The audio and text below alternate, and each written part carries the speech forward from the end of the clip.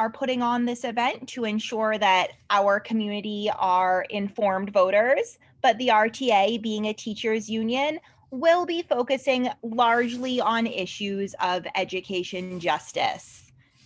At the end, towards the last 20 minutes or so, audience members who have questions that have not been answered are welcome to submit them via the chat. They will be asked by one of our panel members, and that way there is not any concerns about repetition. When you submit a question, please indicate which one or two candidates you would most like that question addressed to. Thank you so much for joining us tonight, and I would like to introduce my fellow panel members. I am Amy Blank. I am a Revere Public School teacher. I am joined by Kirsten Green and Eric Fearing, other Revere staff members, and Xavier Alvarez and Minna Sheik, current Revere students. Xavier, I'm going to turn it over to you. Thank you, Amy. And for our first question, it'll be the opening statement prompt, and it goes as follows. In a field of strong candidates for the Democratic primary, how does your campaign stand out? What are your major priorities for the district and your time in the State House? What steps would you take beyond your votes and legislation to advocate for the community's needs? Ms. DelVento, you have 2 minutes. I want to thank all the educators here tonight, teachers, social workers, school counselors, for your incredible work and for the opportunity to introduce myself. My story began right here in Winthrop and Revere, in a family of community activists and hardworking Union Democrats. I'm a proud product of public education from K-12 in Winthrop to college at the University of New Hampshire. And I've experienced firsthand how a strong, well-funded education system changes lives. Many of my family and closest friends are now public school employees, and I witnessed them giving tirelessly for the benefit of their students. This community is where I learned the values of hard work and where I developed the desire to fight for bold and compassionate policies that help my friends and neighbors. My passion has always been healthy communities. It's led to my pursuit of a Bachelor's of Science in Health Management Policy and currently my Master's of Public Health. It also led me to spend the last 4 years with the Massachusetts House of Representatives, the most recent experience with the House of any of the candidates in the race. During my time there, I worked hands-on for legislative priorities, including pro-choice policies, working for affordable housing advocates in Boston, tobacco control, and over the last year, COVID-19 relief. I see the challenges facing us as connected through the need of an equitable public health approach towards a truly healthy community.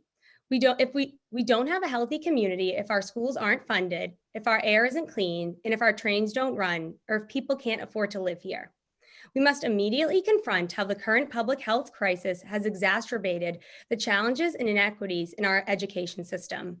Now more than ever, we must fully fund public education in order to recover from COVID-19 and make sure that students in underfunded communities hit hardest by the pandemic don't fall further behind. We have to restore our economy, address long-standing racial inequities, and build a brighter future for Winthrop and Revere. I've been so touched to hear from many of my former teachers in support of my campaign. I'm a community organizer at heart, and I am proud of the grassroots excitement we have. I was raised to understand that if you want something done, you grab a clipboard and start talking to your neighbors. When I look at the considerable challenges facing our district and our Commonwealth, the best way I know how to help is to just start doing the work with and in community. I am running because we need a fighter on Beacon Hill, someone who can roll up her sleeves and get to work full-time on day one. Thank you so much for having me. Thank you, Ms. DelVento. And now up next, we have Mr. Jaramillo. Thank you, Xavier, and thanks to the Revere Teachers Association for all the work that you're doing here in Revere through the Revere Education Justice Alliance and all of your organizing work for working class people. I'm happy to be among you right here virtually in Revere because Revere is the place that extended a hand to me. I'm a proud product of the Revere Public School education, K through 12, and I'm humbled to be before you to talk about one of my top priorities, education. For the Revere and Winthrop deserve someone who knows exactly how to deliver on these issues. As a formerly undocumented immigrant, the Revere Public School District invested in me and in my family. And I'm truly humbled to be before you on this virtual stage, seeking to be the next state representative from Revere and Winthrop. The Revere Public School system has been a nationwide model for success. And as your next state rep, I will be fighting to expand our achievement and bring it to the entire Commonwealth. Having previously served as a budget and legislative director for our state senator, Joe Boncore, I have delivered personal achievements for this district already, expanding access to health quality education, healthcare, and for coastal resiliency. I know how to deliver it, and working with you, I'm sure that we will. Thank you. Thank you, Mr. Jaramillo. And up next, we have Mr. Capobianco. Thank you so much. My name is Tino Capobianco, candidate for state representative in the 19th Suffolk District. I'm running for this seat because I believe it's now more than ever we need to give back to our community. My grandfather is my hero, and he passed away 2 years ago at the age of 102. He didn't have the opportunity to attend public school. He was a victim of child labor, and his first job was as a shoe shine boy in Scully Square in downtown Boston, at the age of 5 years old. He served his country in World War II, opened a small business, raised a family, bought a home, and he retired at the age of 85 as a custodian. And it's why I ran for school committee, to make sure that every single child, regardless of race, gender, or economic station, had a chance at the highest possible public education. It's why I support the full implementation of the Students' Opportunity Act, which would add an additional $12.5 million to Winthrop and Revere alone. As a member of the Massachusetts Democratic State Committee in 2017, I served on the Platform Committee alongside Sheriff Steve Tompkins, Paul Feeney, and Evelyn Murphy. We put forth one of the most progressive agendas in the country, a party platform that protected all of our residents. It went out to end homelessness for veterans and improve our society, and take on the opioid addiction and treat it as an illness and addiction, not as a criminal offense. And as a member of the school committee in Winthrop, I was involved in both Winthrop's worth of campaigns to open a brand new Miller High School and a new Miller Field athletic complex open to the entire community. I worked with the town council to fully fund our schools beyond our Chapter 70 education allocation. As a member of the Winthrop Airport Hazards Committee, I worked to make sure we hold Massport accountable and fight for additional mitigation funding with soundproofing in our neighborhood. I believe that the role of a state representative is that when a constituent calls, it's our job to take the call and make the call to resolve the issue. I have a record of getting results for our district and fighting for our neighborhood. And I humbly ask for your vote on Tuesday, March 2nd. Thank you, Mr. Capobianco. And now for our last opening statement with Mr. Turco. Okay, thank you very much. I want to thank our host. Am I there? Yes, thank you. I want to thank our host for having me this evening and inviting us all. This is our first opportunity for all the candidates to be here. So it's good to see everyone via Zoom. Thanks to all the educators for the good work that you do. I'm a product of the Revere Public Schools. I went to the McKinley School, kindergarten through 8th grade. I went to Northeast Regional my freshman year in high school before ultimately transferring to Malvern Catholic. What the teachers at the McKinley School did for me is made my ability to speak to you tonight possible. I was in the special ed program in the Revere Public Schools, and the teachers at that school said to a young kid who said, "I'm not balancing Cheerios on the tip of my tongue. I'm not doing these silly exercises. They're degrading, they're embarrassing." And those teachers said, "You're going to do this. You can get this done." And every time I go into a courtroom, every time I talk at a forum like this, I think back of those teachers at the McKinley School who said to me, "Kid, you're going to do this. You're going to make something of yourself." And so for you special ed teachers today, this is personal, and I want to thank you for what you do every day, because you make an impact on kids' lives that you may not realize today, but decades later, you certainly will. Your question, though, for the opening statements talks about what are your priorities at the State House? And my priorities are twofold. Substance use disorder is a critical issue in our district. There's not a person in this district who hasn't been affected by it, whether it's themselves or their families. It's critical that we address this issue. I've talked about it on the campaign. I'm one of 7 children. I've lost 3 of my siblings to substance use disorder, including 2 in the last 3 months. It's a tragedy. You go from being a millionaire, a business owner like my brother, making $1 million a year, but he couldn't shake a drug problem, and you end up dead in a Burger King bathroom floor. That's what this does. It affects people tremendously. We need to work to deal with that and to address that. And that's what I intend to do in this district. But coupled with that comes the mental health aspect.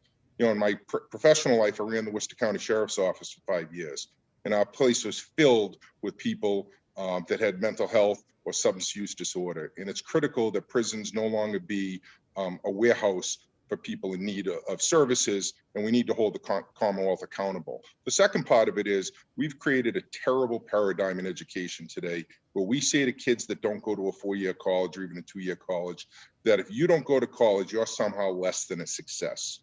Anybody that goes to a graduation ceremony, we hear proudly 80% of our kids are going to a 4-year school.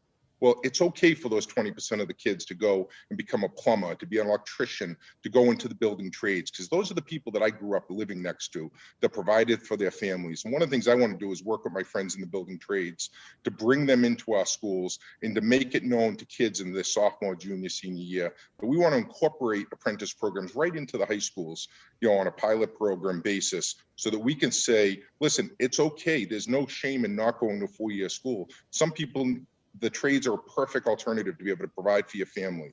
And so I look forward to working with people in the education community, the building trades, to address these issues. And I look forward to being your state representative. And I think it's important. That I'm the only candidate in this race that has deep roots in both Revere and Winthrop. I lived 33 years in Revere, the last 16 in Winthrop. I've been very involved with both communities. Anybody that's gone to the Sandcastle Festival on the beach, for the last 7 years, I've been on the board of the Revere Beach Partnership. The last 3 as president of the partnership.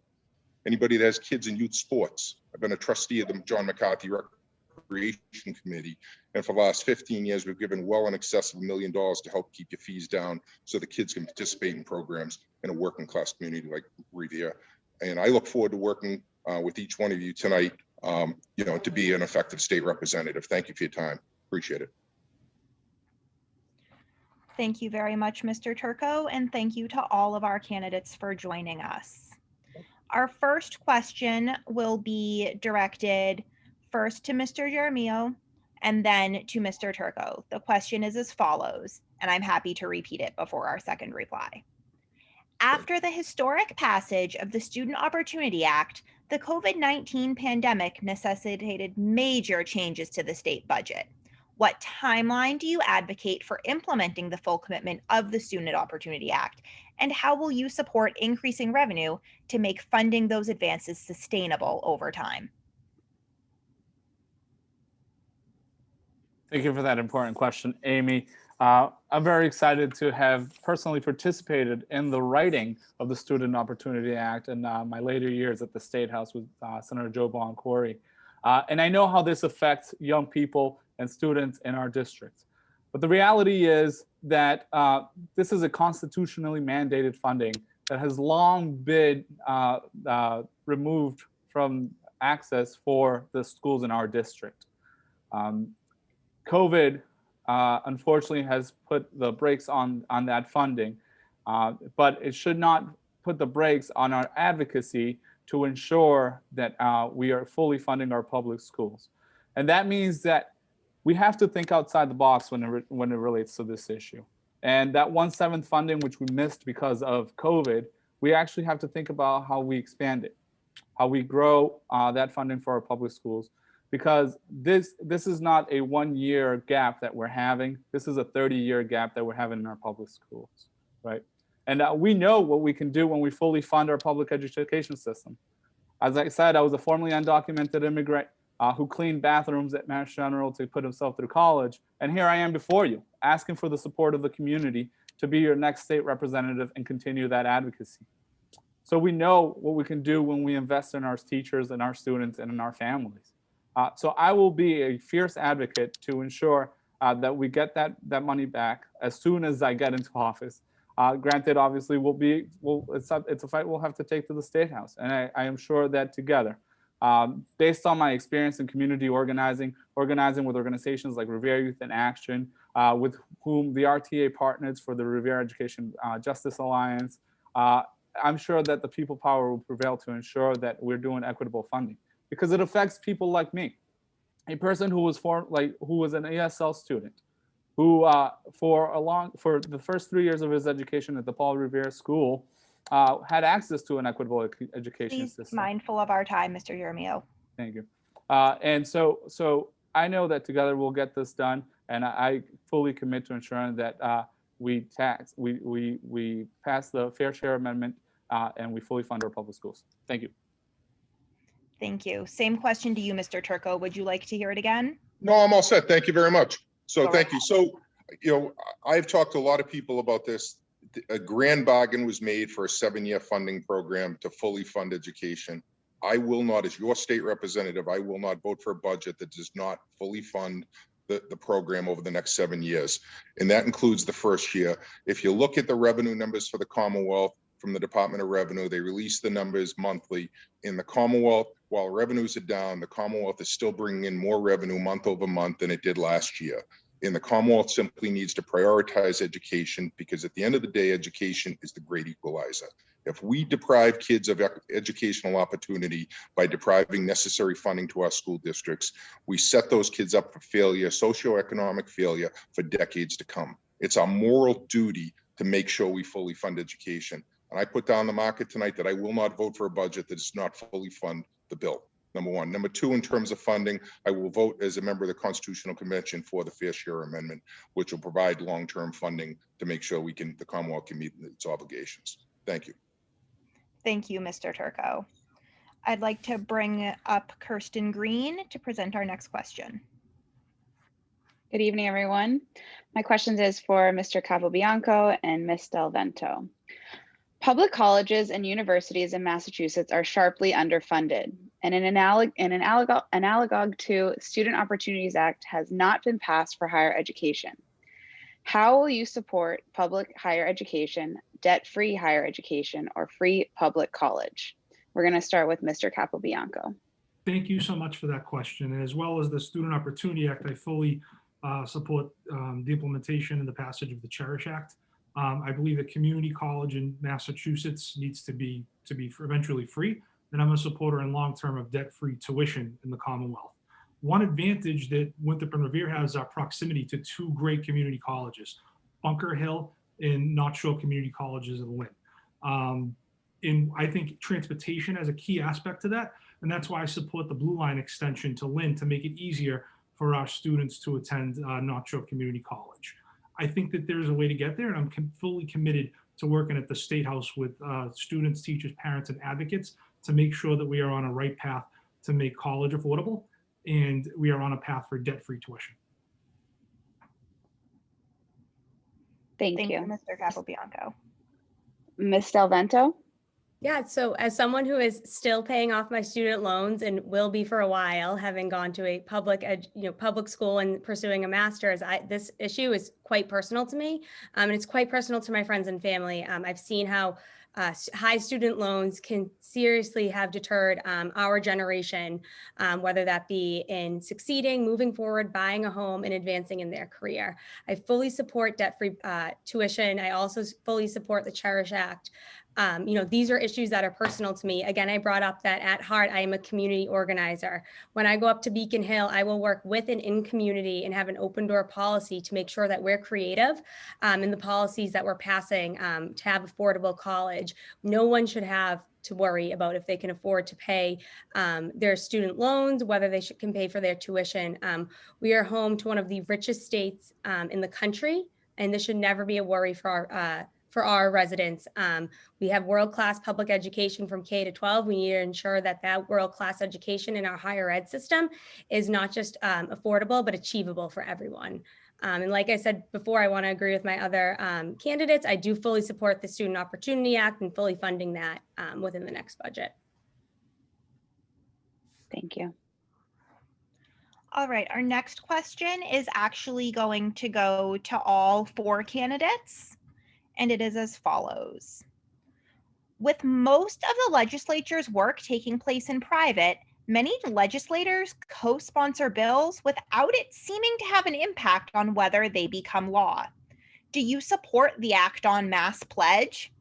Beyond that, what steps would you take to change the way sponsorship doesn't necessarily impact passage and help get the things that you are advocating for successfully passed? And we are going first to Mr. Turco. So I support part of the pledge. I support the transparency part. As your state representative, I will release publicly on a weekly basis how I vote in committee and how I vote on the floor of the legislature. Floor of the legislature, for most people know, is already public, but in committee I will announce how I am voting, and I'll do that publicly for it. I don't. The part of their pledge asks that you stand up and demand roll call votes on each issue.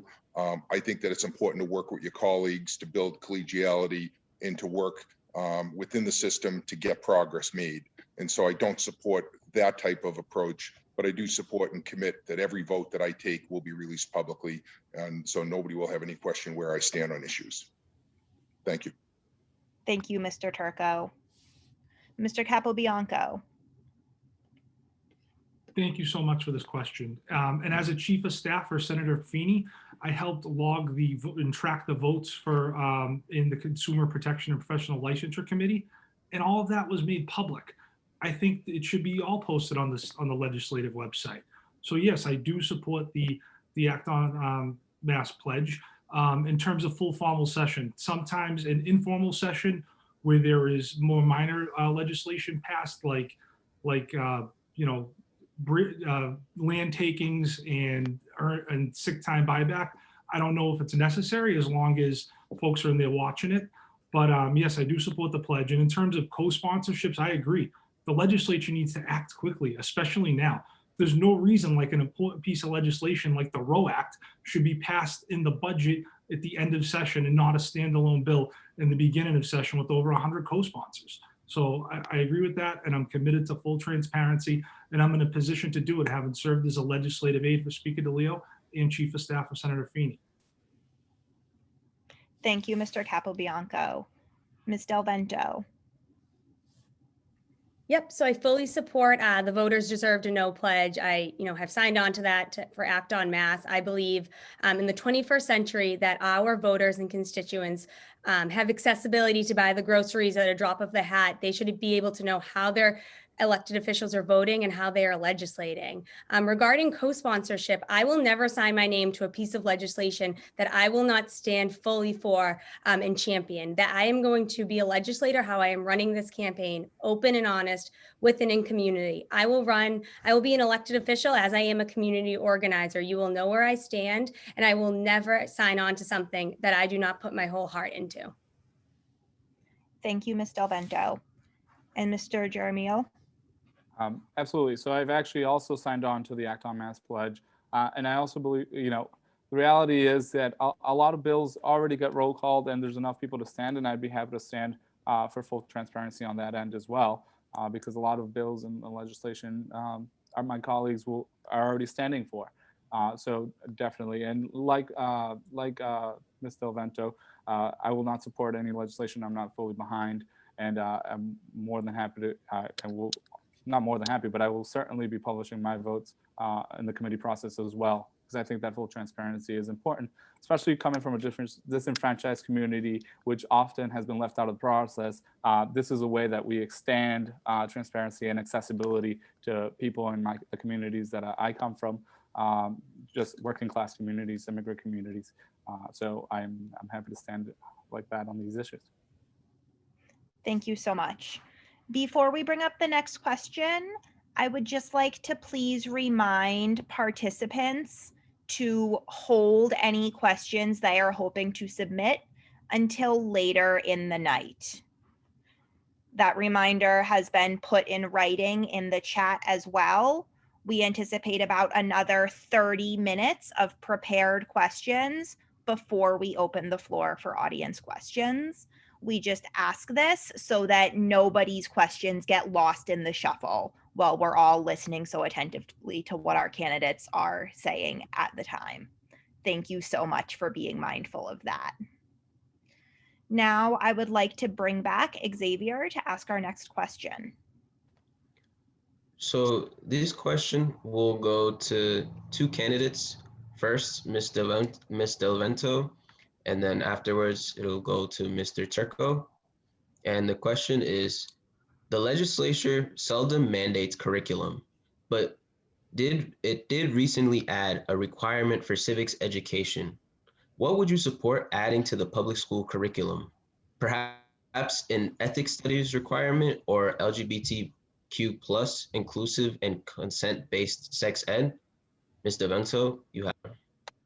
I fully support the Healthy Youth Act, which would modernize our sexual education courses in our public school system. Having just recently, when I was in high school, I think I received the same sexual education that my grandparents did. It is not updated to reflect the LGBTQ plus community and is not inclusive or medically accurate. And as a candidate in my master's in public health, this is extremely important to me. Additionally, I support increases in our social emotional learning in our school system. This should be in every level and incorporated on all aspects, including focusing on deeper learning, having our folks, when I talk to friends that are teachers in both Revere and Winthrop, creating curriculum that takes an equity break, looks at our exercises, is this really benefiting all of our students, because we need to make sure that our BIPOC folks, our diverse communities have the curriculum in the education that they deserve and that is beneficial for our diverse communities. Thank you, Ms. DelVento. And Mr. Turco, you may now answer the question. Thank you very much. So as your state representative, I'm not going to vote for any such requirements on education because I'm not an educator. I want to rely on the Department of Elementary and Secondary Education, working with the teachers unions, working with educators that are in the field, in the trenches every day that know what's lacking in our school districts. The idea that people, that I'm going to go as a lawyer and as a resident of Winthrop and formerly Revere, that I'm going to go on Beacon Hill and suddenly become an expert in what you should be teaching. I think that's what's wrong with some of our public schools today, is you're getting too many mandates from people that don't understand education, don't understand what you're dealing with on a daily basis. And so I want to work with you. I want to give you the tools so that you, working with your partners at the state level and at the other community levels, can decide what's best for your curriculum. And I'm not, as a legislator, I will not vote to pass down mandates like that, whether it's the civics mandate or any other mandate. In terms of what you should be teaching. I think that should be up to educators to decide that, not up to politicians. Thank you. Thank you, Mr. Turco. I'd like to welcome Minna to the floor now to ask our next questions. Hi, everyone. So our next question is addressed to Mr. Capobianco and Mr. Jaramillo in that order, and I'd be more than happy to repeat the question for the second speaker. So our question is as follows. Everyone agrees that schools should support the physical, mental, and emotional health of students. Do you support the I Am bill, which broadens access to mental products for students, and branching further than that, exactly what social and emotional supports do you want to see in schools, and how do you plan to put those in place? Mr. Capobianco, the floor is yours. Thank you so much for that question. And yes, I am supportive of that legislation. I believe that school needs to be an opening and accepting learning environment for all. And that's why during my time on the school committee, I worked with our nurse's office to make sure that sex education was available to students, to make sure that our students had a place to go to receive contraception in a confidential manner. In 2018, I put forth a resolution in favor of question 3, which was approved, I believe, in a 4-2 vote for supporting question 3, which protected all of our students. We are improving each year with the Wellness Week to talk about the diversity in our school and students from different social and emotional economic stations. As I said, I believe school needs to be an accepting learning environment for all and a respectful place. So I appreciate the question, and I am looking forward to working with the MTA, AFT, and social workers to pass this legislation, including the language that's needed to make sure that the Winter Public Schools continues to have a positive learning environment. Thank you, Mr. Capobianco. Mr. Jaramillo, would you like the question repeated? If you don't mind, please. Thank you. Awesome. So everyone agrees that schools should support the physical, mental, and emotional health of students. Do you support the I Am bill, which broadens access to menstrual products for students? And branching further than that, exactly what social and emotional supports do you want to see in schools? And how do you plan to put those supports in place? The floor is yours. Sure. Thank you, Mina. I absolutely support the I Am bill to expand menstrual products and emotional and physical support for students. I would say that we actually have to move as a society to make sure that these types of products are actually expanded to the public at large, and that they're accessible and cheap or even free for folks. So I absolutely support that. We have to also expand our mental health practitioners into our schools and ensure that there's cultural competency. As you know, Revere is a school district with a large population of ESL students and multiculturally diverse population. So we will have to ensure that not just our mental health practitioners in our schools are culturally competent, but that even our teachers are getting some sort of culturally competent information. And that's why, you know, things like civics and sex ed and LGBT kind of refreshers are so important, because those are things that actually parents and students have come together and said these are things that we need, which is why I support the expansion of civics education and the Healthy Youth Act. So thank you for your question, Mina. Thank you, Mr. Jaramillo. I will also be asking our next question, which is addressed to Mr. Turco and Mr. Jaramillo in that order. And as aforementioned, I would be more than happy to repeat the question for the second speaker. So our question is as follows. What can we do to help students who have had a full year of learning disrupted? What is a specific strategy to address the unequal impacts of the pandemic on communities of color? Mr. Turco, the floor is yours. Well, what I would say is the first thing is what I said in answer to an earlier question, is I will not vote for a state budget that does not fully fund education in accordance with the 7-year plan. I don't think we can afford to lose 1 year by delaying that. And so I will work with my colleagues in the legislature and be a loud vocal voice to make sure that we do everything we can to fully fund education so we don't lose that year. The second thing I'll do is the same answer, again, what I said a few moments ago, is I'll work with the education community, people that know far better than I, what can we do collectively? What do we need to do to fix the fact that we've had a down year? How do we analyze the detriment that's been done through learning at home for students, whether it's social, educational, otherwise, and what do we need to put in place to do that? Again, I'm running for state representative. I'm not, I'd like, as much as sometimes I like to tell my kids I'm all knowing, I'm simply not. And so I have to rely on people like Amy and her team and people like Superintendent Kelly and Superintendent Howard and Winthrop to say, hey, what do you guys need so I can go and fight and advocate for it? And that's what I pledge to do. And I think every community has been affected, across the Commonwealth and across our district, whether it's Black, white, Moroccan, Turkish, Spanish, Portuguese. I think everyone's been affected by this, and we need to do our part and listen to the educators to fix the problem and come up with a plan. Thank you. Thank you, Mr. Turco. Mr. Jaramillo, would you like the question repeated? Please, thank you. Okay. What can we do to help students who have had a full year of learning disrupted? What is a specific strategy to address the unequal impacts of the pandemic on communities of color? The floor is yours. Thank you for that question, Mina. As probably the only person in this room who has actually been a frontline worker as a housekeeping and cleaning ICU beds, I know exactly how the pandemic has affected Black and Brown communities. And what we're seeing now, even with the rollout of the vaccine, is a lot of our communities don't make it to 75, and yet here we are. They're the first. They're the first denied access to the vaccine. The other thing that we have to tackle is the digital divide. We've learned that Black and Browns and working class kids have not had the access to the tools they need to fully engage in school in the new age of schooling, which is a digital aid. And that is something that boils down to economic and social viability and wealth.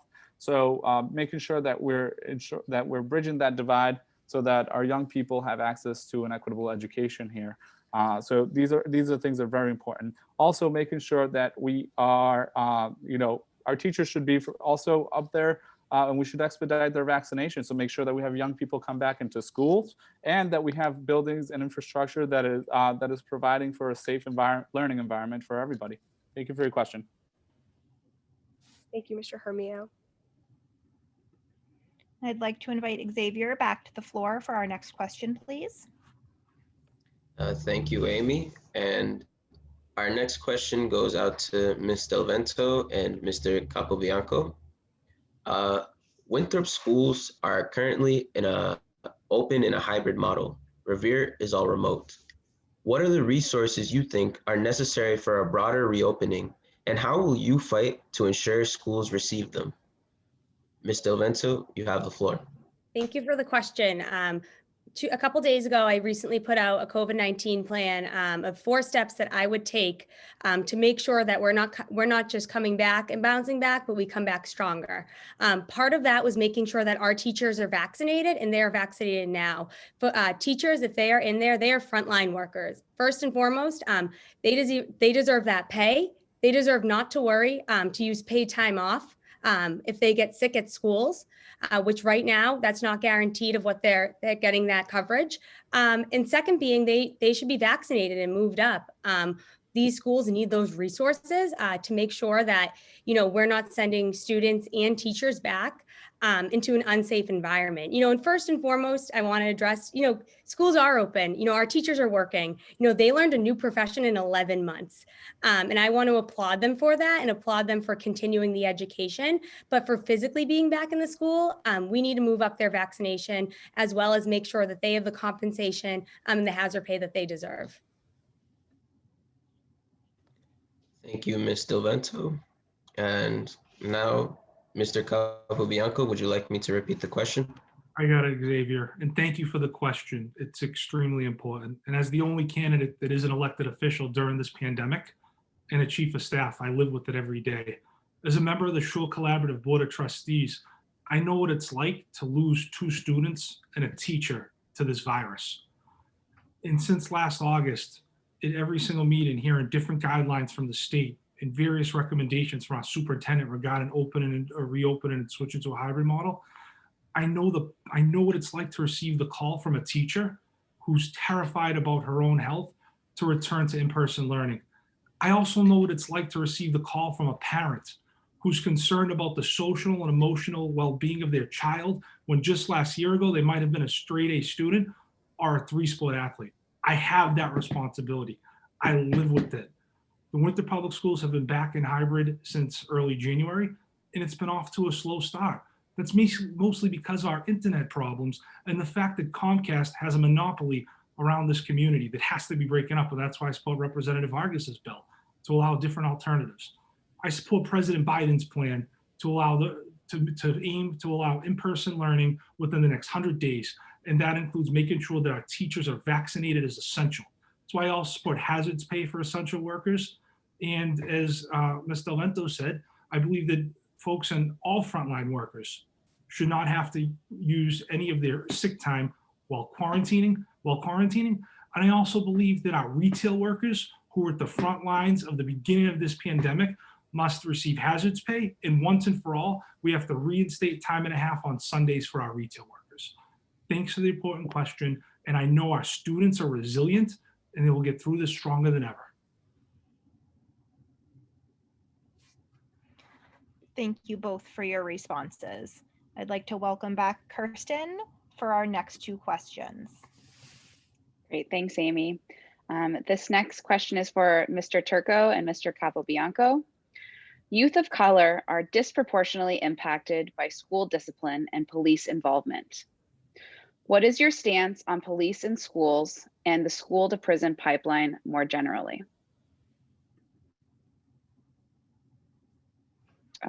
And Mr. Turco, you're going to go first. Yes, thank you very much. So I do support police in schools. I do think that the police reform bill that was passed this year was a mistake in part, in large part. 20 years ago this year, people have a short memory, but 20 years ago this year, after September 11th, one of the things that the Commonwealth did, and I was working in the Committee on Public Safety at the time, was we put together the Commonwealth's plan. How do we make our kids in our schools and our communities safer? And the first thing we did was we mandated the exchange of information. And we did that because all the experts across the board, educational, public safety, all said the communities have to share information to make sure our schools are safe. And I think the lost opportunity in the police reform bill is that it stopped the flow of information from schools to law enforcement. And what I'm concerned about is I think that, in the next couple of years, you're going to see an uptick in gang violence, gang recruitment in Revere, but certainly in Boston, certainly in Springfield.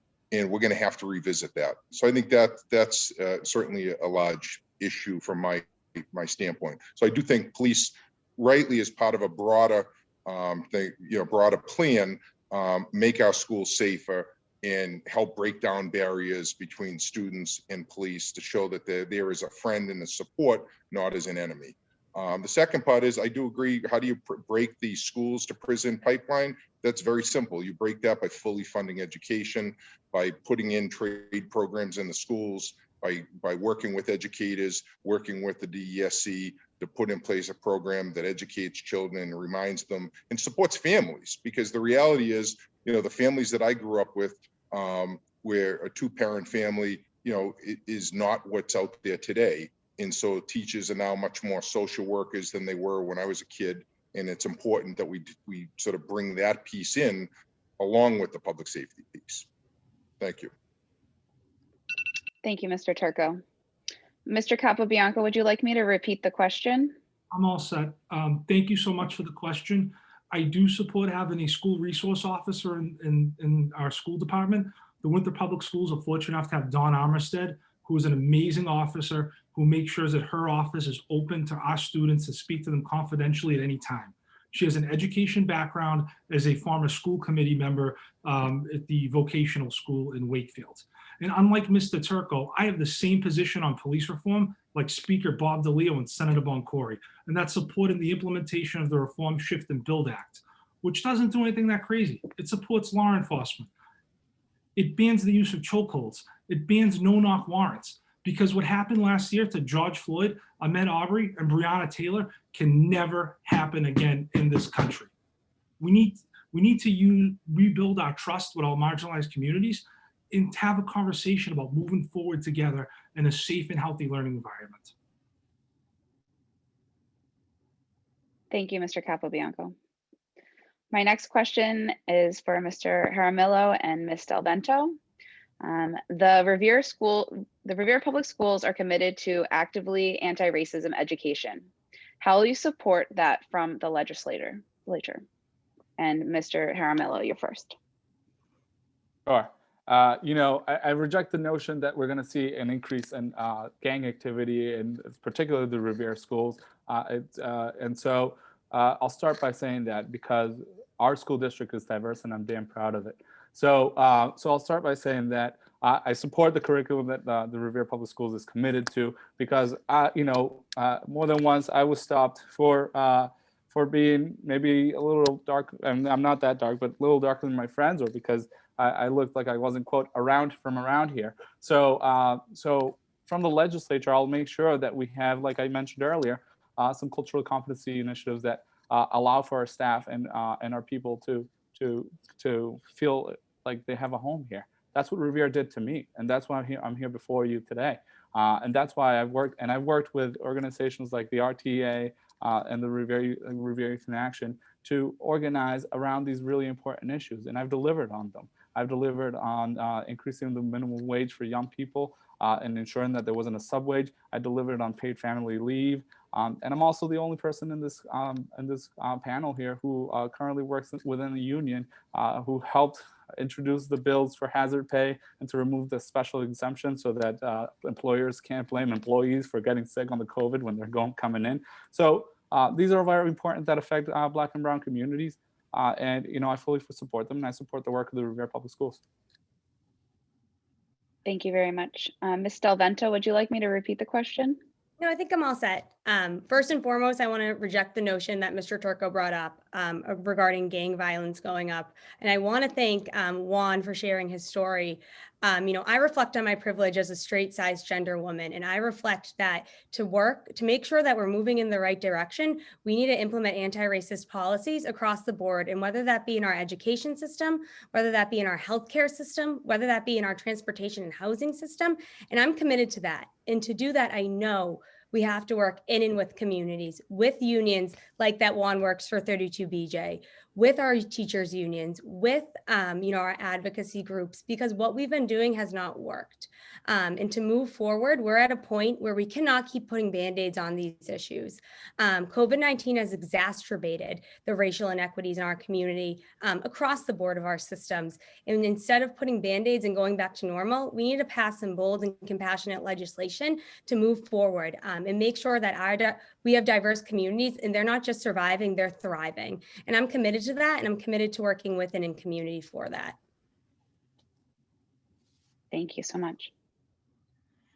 So at this time, we would like to invite those audience members who might be interested in posing questions to our candidates to submit those via the Q&A feature. Please be mindful that in the interest of time, we ask you to indicate which one or two candidates you would most like your question directed towards. You can begin submitting questions as you're ready, and we will spend about the next 20 to 30 minutes taking questions from the audience before our candidates have an opportunity to provide us with some closing remarks.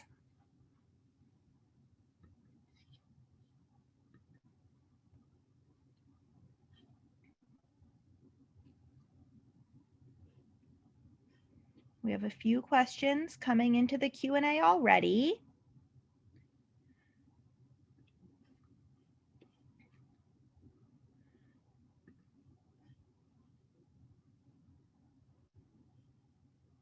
Thank you for your interest. Our first question is going to head to Mr. Capobianco and Mr. Turco. In an economically diverse district like Revere, what will you do to address barriers that kids face when it comes to their education?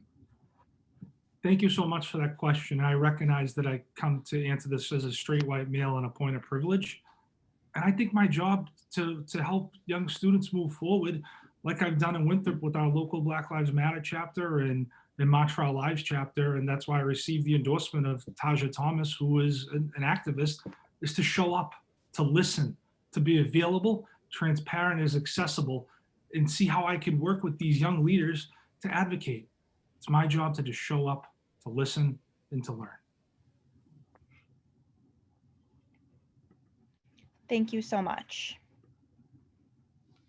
Okay, thank you. Yeah, I mean, as your state representative, I'm going to work with every community within Revere and Winthrop to make sure that their voice is heard, to make sure that they have an open door so that I can incorporate their viewpoints into my service as your state representative.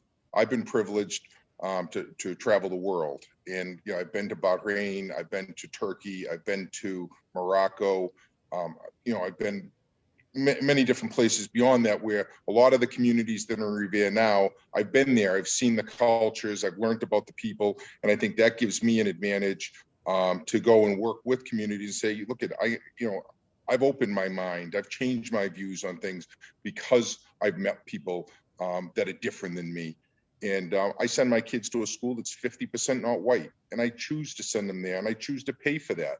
I think that's how you go and you work for diversities. You start with the young kids and you work with them, you're putting them together so they can get to learn each other's culture, they can get to learn about different people, and that's how you start from day one. a lot of the, so I think that's one of the critical things that I'm going to do as your state representative, is work to make sure everybody knows that they have an open door with Jeff Turco. They can call me. I give my cell phone number out to people. I want to be there when people have a concern in their communities. I want to sit down and talk with them and say, how do we take legitimate concerns and incorporate them into our policy? Thank you. Thank you so much. I would like to bring Xavier back to the floor to present the next question from our Q&A. Thank you, Amy. And this next question is directed to Alicia and Juan. As a revered public school teacher and the president of the RTA, I support fully vaccinating public school teachers prior to the safe return to any in-person learning. But revered educators are very concerned that our students and their families are protected when returning to in-person learning. Students won't be vaccinated, and it is unclear how students can transmit COVID to each other and their family. With the high COVID positivity rate that persists in Revere, what is your plan to have Revere families prioritize to receive the vaccination? Yeah, so I think reflective of what I've put out already in regards to COVID-19, I believe that our vaccination sites and the vaccination plans should be reflective of the Stop the Spread initiative and can be implemented in those accessible varieties that are already here, like we have in Revere and Winthrop. The rates that Revere has seen are insane, and we need to make sure that, if we fully vaccinate our teachers, that doesn't mean that COVID's going away. And I think we need to still be cognizant of the data around transmission around children and the data in general of where we move.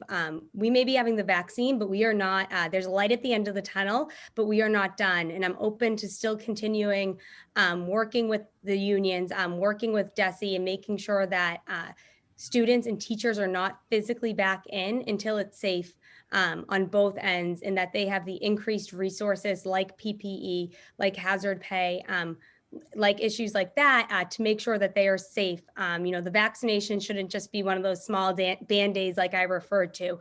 We need to look at the whole picture.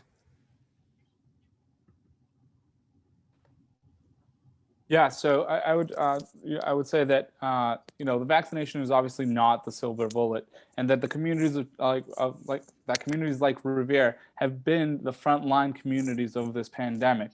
So we really have to address what's going on here, and for that we have to provide safe and affordable housing for people to make sure that that everyone has a home that they can properly distance themselves from and be safe, right?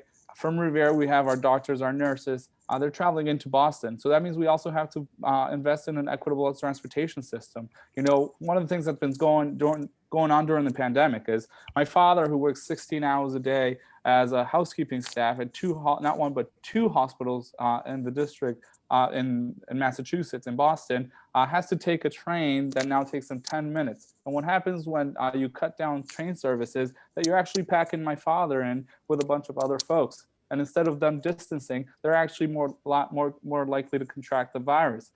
So we have to do this the whole of government approach in terms of how we fight for our communities, especially frontline communities like ours. And that includes a transportation system that's equitable and a housing situation that's affordable for Revere and Winthrop residents.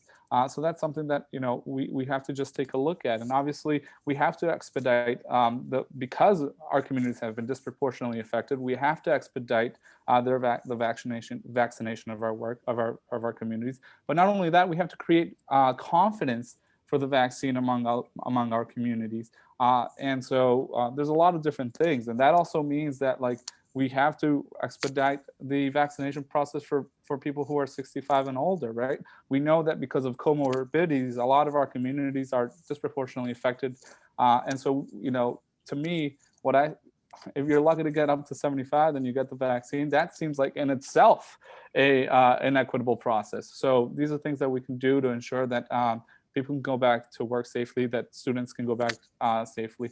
And lastly, we have to make sure that we invest in the infrastructure and the buildings that people can return safely back to work and to school. Thank you so much. I'd like to invite Minna back to the floor for our next question.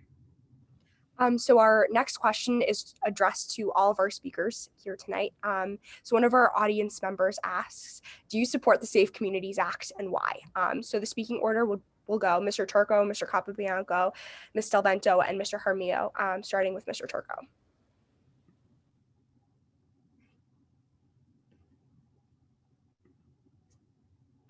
Sorry about that. I was muted. So I do not support the Safe Communities Act as it's currently written.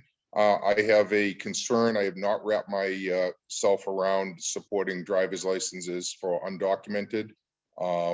And so I'm still talking to people. I have a lot of friends from the school where my kids go that are in that situation. And so I'm engaging in discussion with them. But coming from a public safety background, I have concern about it. But I do know that the Major Chiefs Association did come out in favor of it at one point. And so I want to sit down and get more information about that. And once I get that information and have the discussion with affected people, then I'll make a decision at that point. Thank you. Thank you, Mr. Turco, and Mr. Capobianco. The floor is yours.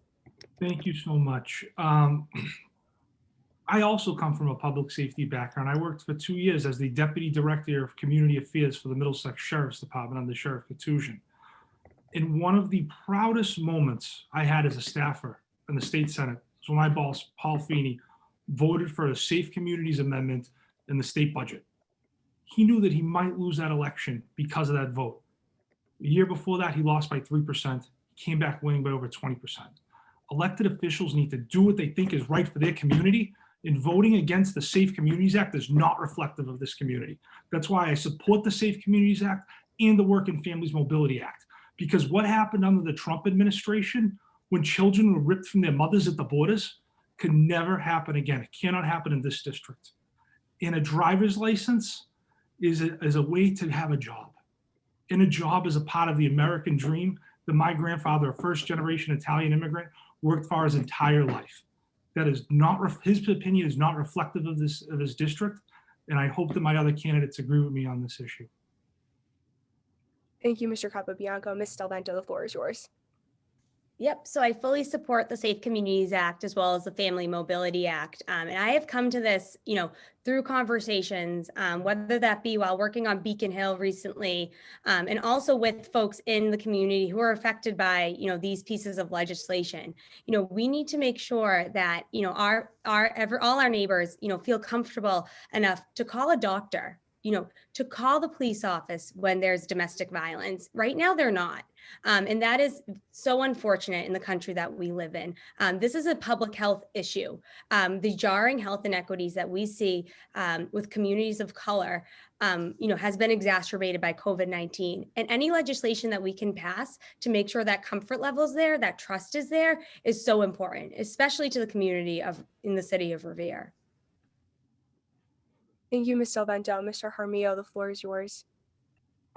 So you all have heard about my experience. My parents and I fled the country where I was born from violence, and this community invested in me. It invested in me in our public schools. It created a safe environment for me and my family to thrive. I know that these are the values of our community, to create a welcoming community for all people. And that's what the Safe Communities Act does. Because I remember at the tender age of 8, only a year after being here, they broke into my household. And my first thought was, because I had heard in school, call the police. And my parents shriveling in fear because of their legal status. That is what propelled me in a career in public service, to give back to communities like Revere that have invested so much in me. I also remember being late to school because my mom didn't have anyone to drive me, or not having enough food at the table because my father couldn't get to work.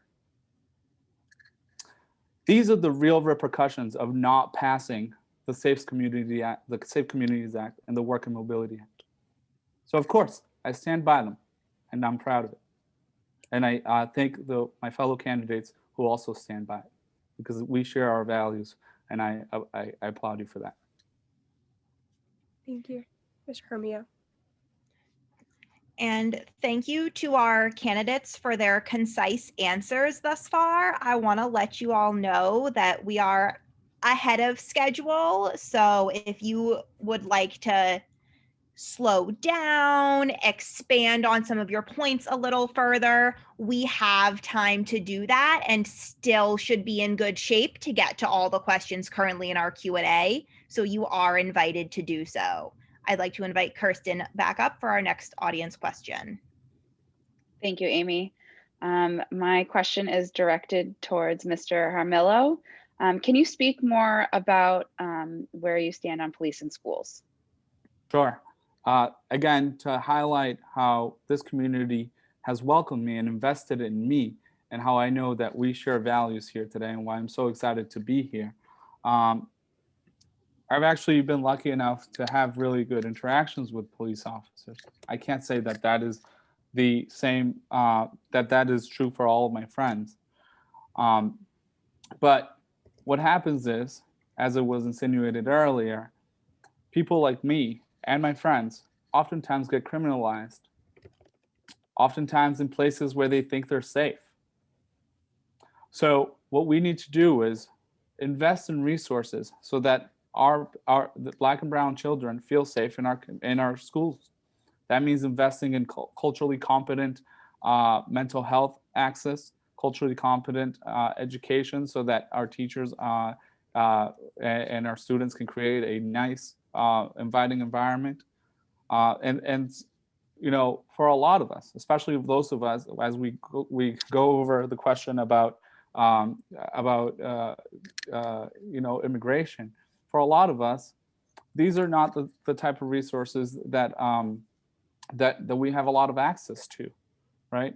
And that we need to really make our schools safe for everybody. And you know, I don't know, like I said, I personally have had good experiences with law enforcement in schools, but I can't say that that's true for everybody. And I know what is true is that if we expand mental health resources and access to healthcare and equity, that is what will create the most lasting impact for most folks. Thank you, Mr. Jaramillo. I am going to ask you a second question, though, in our Q&A.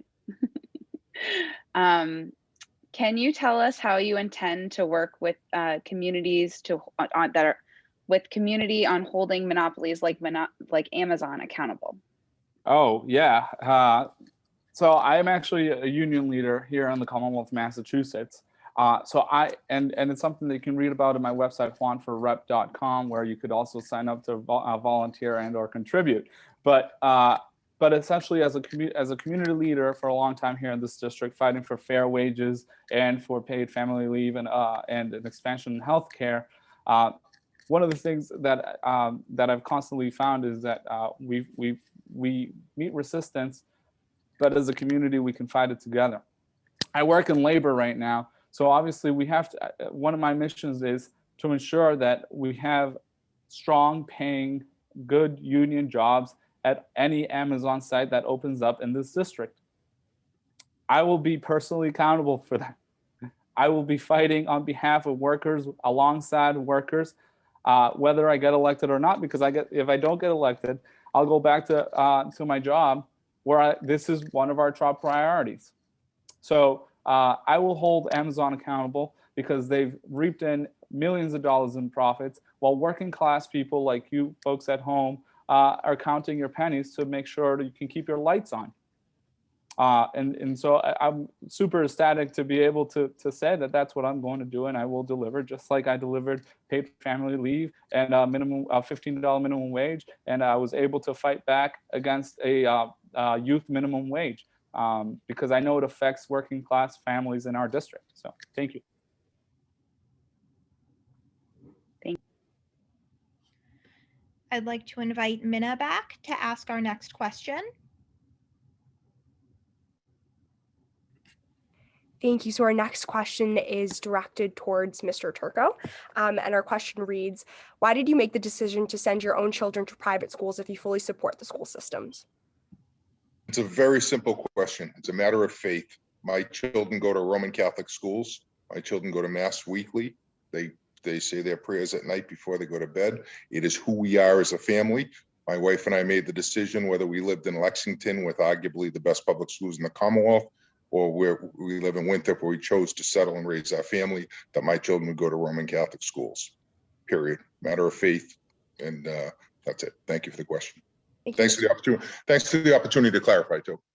Thank you, Mr. Turco. Thank you. And we had a great deal of interest in that first Q&A question, and we had some audience members who wanted to hear about it from our other candidates. So to Mr. Jaramillo and Ms. DelVento, in an economically diverse district like Revere, what will you do to address barriers that kids face when it comes to their education?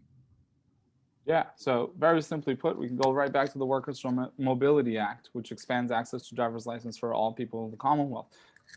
Sometimes young people just got to get to school to be successful in our school district. So we're going to make sure that their parents can take them to school. So we'll start there, because that is a structural bias that clearly disproportionately affects the communities that we're speaking of here. So we'll start with that. I got to say, I helped deliver additional Chapter 70 funding when I was in the legislature working for Senator Joe Boncory, because we have learned that funding is so important for our public schools, which is why I support fully the Student Opportunity Act. And while I'm going to go back to the State House as your next state rep to ensure that we fully fund our schools. The last thing is, I was an English as a second language learner when I first immigrated to the United States. And I was in fully immersed bilingual courses up until the third grade, where under the guise under quite honestly bigoted policies, public bilingual education got repealed. And I think we need to swing right back to that, because that's how I learned English. And as we move into a more interconnected world and marketplace, we want to be able to provide our students all the tools that they need to be able to succeed. Not just the students that are ESL like myself, but all students. So these are important things that we do to be able to address these issues. So we want to make sure that we tackle, obviously, getting kids to school is important. That we also fully fund our public schools to ensure that I would even fight for additional funding for communities like Revere and Winthrop, because I think we deserve it, because we have the disproportionately affected population here. So these are some of the things, and I'd love to talk more about it. I can get real professorial, and I got like professor sweaters that I can get on and talk about this because this has affected me personally. This is why the schools in Revere have invested so much and have done such a great job, so I can be here to advocate for students, teachers, and parents. And I'm honored to be here, honestly. But I know we need to extend these opportunities to more and more of our students. Thank you so much. Ms. DelVento, would you like to hear the question again? No, I think I'm all set. First, I want to thank Juan again for his earlier answer with the Safe Communities Act. I always say politics is personal, and those stories are so important to us and as candidates. First and foremost, when we do fully fund the Student Opportunity Act, which we will in the work with advocates, we need to make sure that those resources, those additional Chapter 70 funds, are going directly to our teachers and to our students to make sure that we're minimizing the achievement gap. And we also need to re-examine our standardized testing. I fully support the moratorium on MCAS and re-examining the MCAS and how we test our students. We know that this perpetuates inequities. When I talk to some of my best friends who are union high school teachers, and they tell me some of the prompts their students have that are of course skewed towards white students, when they asked about their summer vacations and their all these different different prompts that are not inclusive. And it really has hindered our students as well as our parents, the stress that our standardized testing puts on them. Like I said earlier, we need to make sure we're looking at deeper learning. We need to make sure that the education our students have is reflective of all our friends and neighbors. It isn't just geared, towards the wealthy white communities. It is inclusive, and that reflects our diverse community.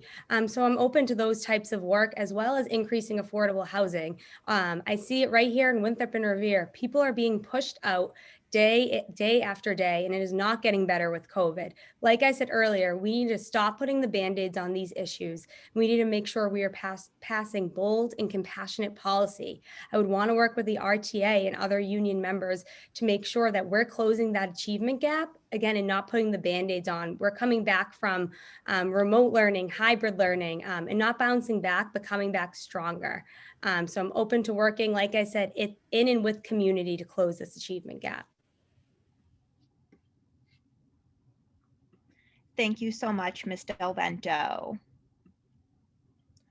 All right, I'd like to invite Xavier back to the floor for our next question from the Q&A. Thank you, Amy. And this next question goes to Mr. Turco. Are you aware in cities like Revere, the policy system, the police system is racist, and that those who are not white are disproportionately targeted by the police? Do you understand that because of SROs and officers in school reinforce the school to prison pipeline that you allegedly advocate to destroy? I fundamentally reject the premise of the question. I think that SROs are there and they serve as a great opportunity. As we've heard about in the Winthrop experience with Officer Armistead, what she does in our schools, I think the proper SROs placed in schools can serve a critical need to make our schools safer, and I continue to support that. What I do think is important is better reporting. I think that the Revere Police Department and the Winthrop Police Department and every police department should be required on a quarterly basis to put out statistics, actual raw numbers. How many stops did they make? What was the racial breakdown of the people that they stopped? How many arrests were made? The racial breakdown of those arrests? How many complaints were made against officers? How were they resolved? And you go and you put that information out there, and that helps to lead to greater accountability within the police departments. And I think the overwhelming majority of officers go there, they put their lives on the line every day to protect us. And I just fundamentally reject the notion that the Revere Police Department are a bunch of racist. I think that's wrong. I think it's unfortunate that people feel that way, but I recognize that it's a problem that we need to work on to try to help bridge that gap so that students that do feel that way can learn that the police officers are actually there to protect them and not to harm them and not to discriminate against them. Thank you. Thank you. And I'd like to invite Kirsten back up to present the last question in our queue. And we are going to close Q&A after this to allow candidates time for their closing statements. Thank you, Amy. This is for all candidates. What are the qualities you would be looking for in someone to vote for speaker after Ron Mariano moves on? And we'll start with Ms. DelVento. Yeah, so as I stated earlier, my leadership style is a coalition builder. I would look for someone who is a coalition builder and has that deep community organizing type of leadership. As I stated earlier, I will have an open door policy and be a full-time state representative. And I would love to vote for someone like for speaker after Speaker Mariano, who is like that, who reflects that coalition type building style, so that we can make sure we are passing some compassionate legislation, to better the communities of Winthrop, Revere, and across all of Massachusetts. Thank you, Ms. DelVento. Mr. Turco? Yeah, I mean, he just became speaker, so I don't know if he thinks that he's a caretaker speaker. I would assume he'll be there for a number of years, but when the time comes to elect a speaker, the House of Representatives, there's 160 representatives that represent broad and diverse districts in this Commonwealth, from our fishing communities to our industrial areas, to our urban and suburban areas. And so one of the things I would do is work with my colleagues and make a decision who I thought could help bring all of those different views to the table so that no part of the Commonwealth was left behind. And that's one of the things I think Speaker DeLeo, to his credit, during his time as Speaker, and frankly before that, we've been very blessed for 20 years now with the leadership first of Bob DeLeo as our Speaker, and prior to that as Chairman of Ways and Means. But let's not forget Senate President Travellini that's represented this area. And I think their leadership style helped bring people together and actually got us on the right track, both in Revere and Winthrop, and not knocked us off the track, as some have said. I think that that's the type of speaker that I'd be looking for. Thank you. Thank you, Mr. Turco. Mr. Capobianco? The candidate I would support for Speaker of the House after Speaker Mariano, decides to retire, would be a candidate that has a respect of the legislature, but what also wants to move it forward. It's committed to transparency, that has a vast knowledge of the budget process, the importance of climate change and the impact that has on our community, the importance of voting rights. Someone who is a listener, who wants to build consensus and is able to lead in a comprehensive manner, and worked with every single member of the legislature, regardless of their district or political party. So that would be the candidate I'd be looking at in a few years to consider supporting. Thank you, Mr. Capobianco. Mr. Jaramillo?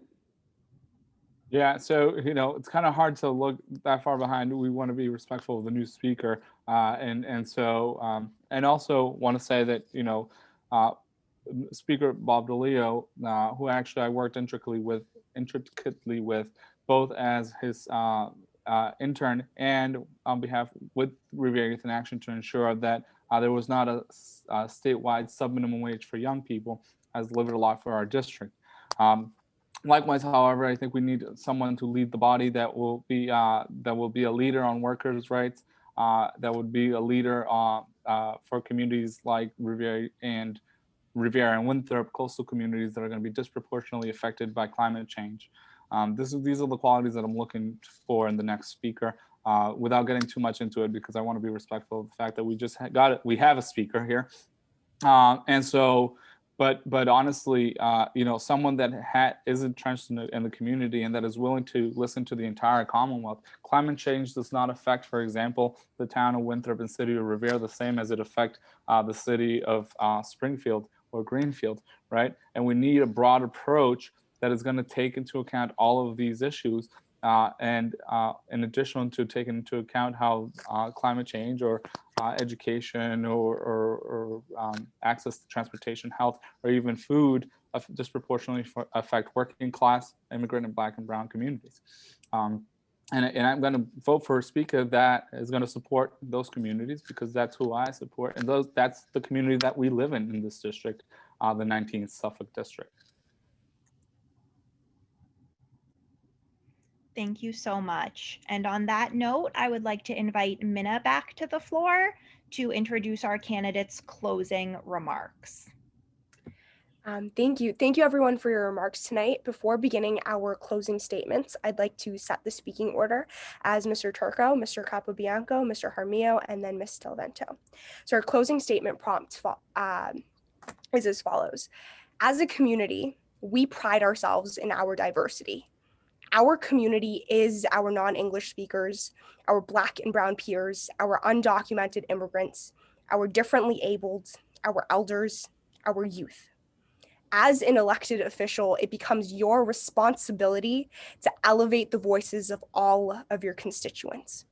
Over the span of the past hour and 15 minutes, we've discussed an array of topics, from the Student Opportunity Act to higher education, to anti-racist work, and to the impacts of COVID-19.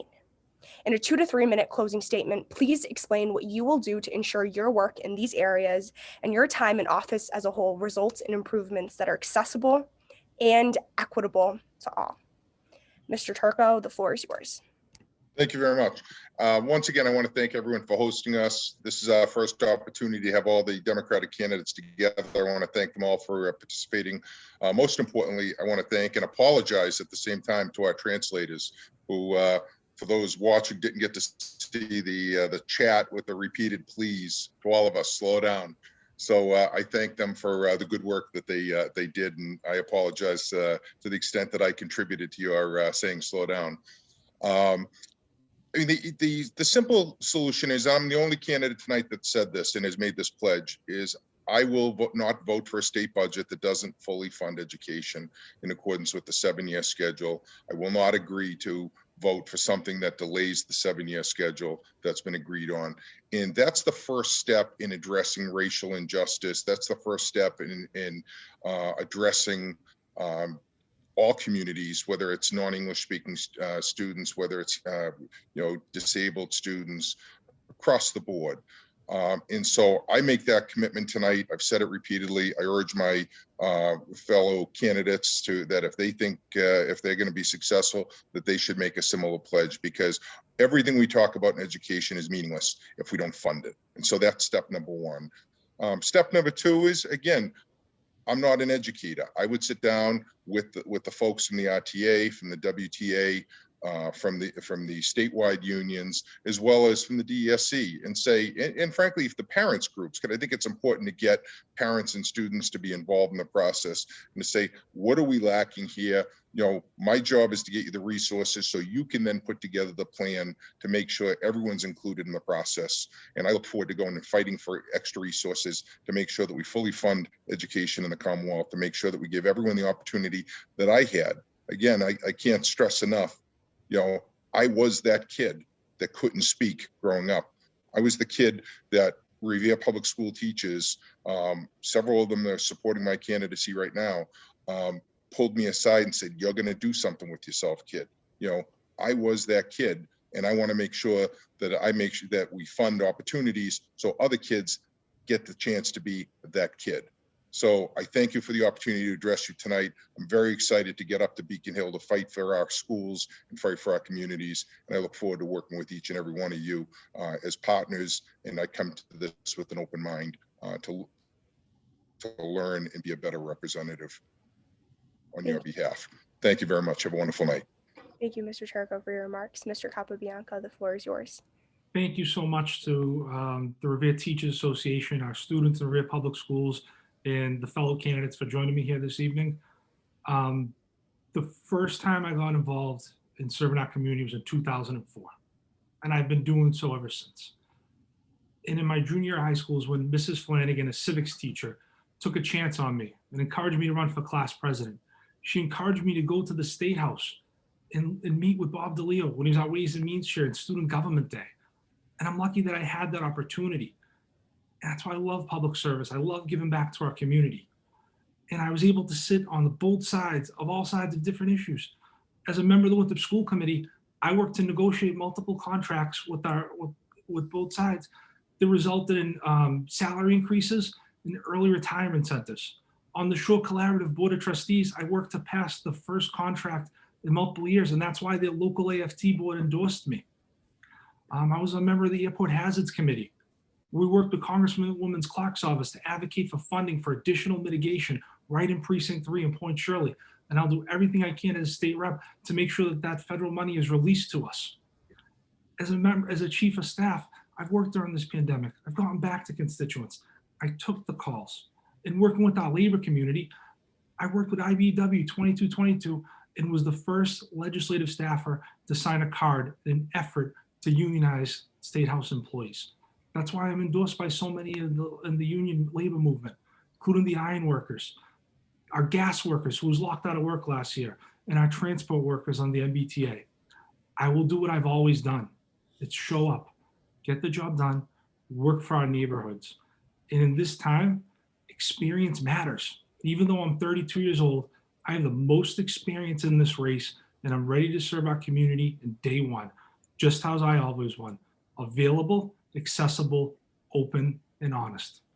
And if you have any more questions, please check out my website, www.tino4rep.com, and I humbly ask for your vote on Tuesday, March 2nd. Thank you, Mr. Capobianco, for your remarks this evening. Mr. Jaramillo, the floor is yours. Okay, so I will begin by saying that I will be a state representative that will not hold contempt for the students of Revere. for the community in Revere. And then to that end, our coastal communities are being disproportionately affected by climate change. We are an environmental justice community, and that means we must take care of the working class, immigrant, Black, and brown communities that live here. It is the great challenge of our time. If we think that this public health crisis has upended our life, then let's think further about what we will have to face if we don't tackle climate change head on and we don't protect homeowners and residents in our communities here in Winthrop and Revere. To that end, I'll be sure to hold big polluters like Massport and Willowbrae accountable for their impacts in polluting our community.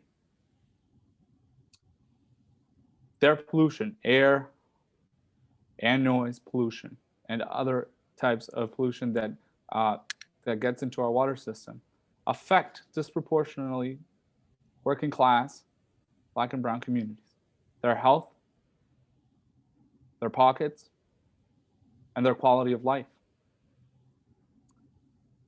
I have been an advocate for all of these issues since I began organizing in 2013, fighting for better wages, for a clean environment, fighting for transparency, fighting for paid family and medical leave, fighting for healthcare expansion. I've delivered on these. And so I know how to get stuff done. I delivered the expansion of the East Boston Neighborhood Health Center here, which largely serves working class communities like ours. I delivered the seed funding money for the Revere Substance Use Disorder Initiative, which helps people in recovery here, and money for CASA, which helps people in recovery in Winthrop. So I know how to get stuff done. And I'll do it from a place of organizing with you. I'm nothing but a mouthpiece on behalf of the working people of this district. And on March 2nd, I hope that you will elect me to be your next state representative, and I humbly ask for your vote. Please visit us at www.juanforarep.com. Thank you for having this, and I really appreciate all your work. Thank you, Mr. Jaramillo, for your remarks this evening. Ms. DelVento, the floor is yours. I want to say thank you again to the Revere Teachers Association and all the educators from Revere and Winthrop that after a long day took the time to participate in this forum. My educational path started with Miss Hudd at the E.B. Newton School in Winthrop, and the hard work and dedication of so many of my teachers along the way made me the woman I am today. And I am proud to say that I am a product of our public schools. Many of my teachers have since become friends, and many of my childhood friends have become teachers. We have cried together when they shared a story of a hard day at school, celebrated together when their hard work helped a student succeed, and we stood together when Mr. Turco cut $250,000 out of the Winthrop school budget in 2010. Others might disagree, but to me, supporting our public schools and fighting for public education isn't just something you do when you run for office. We simply deserve better than that.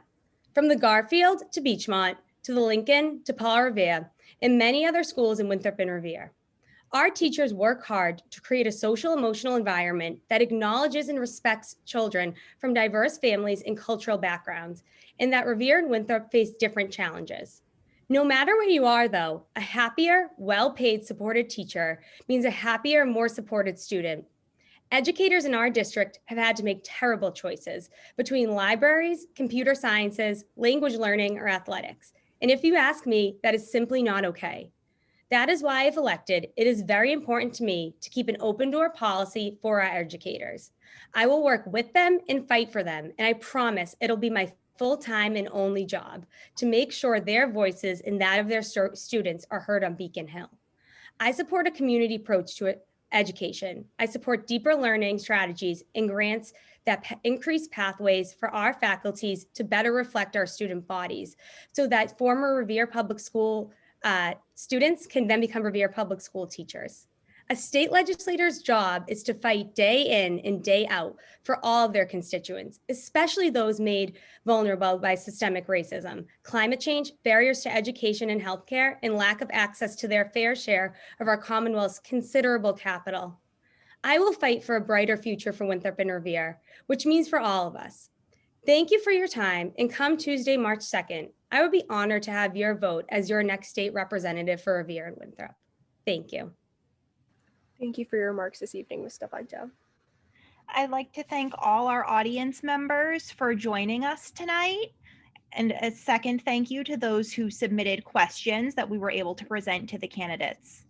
I'd like to thank our interpreters for their hard work, my fellow panelists, and most of all, our candidates for taking time to join us tonight so that we might all become better informed voters in the March 2nd election. No matter who you're supporting, please get out and vote. It's important that we take an active role in our community and make our voice heard. Thank you all so much for joining us tonight. I hope everyone stays well.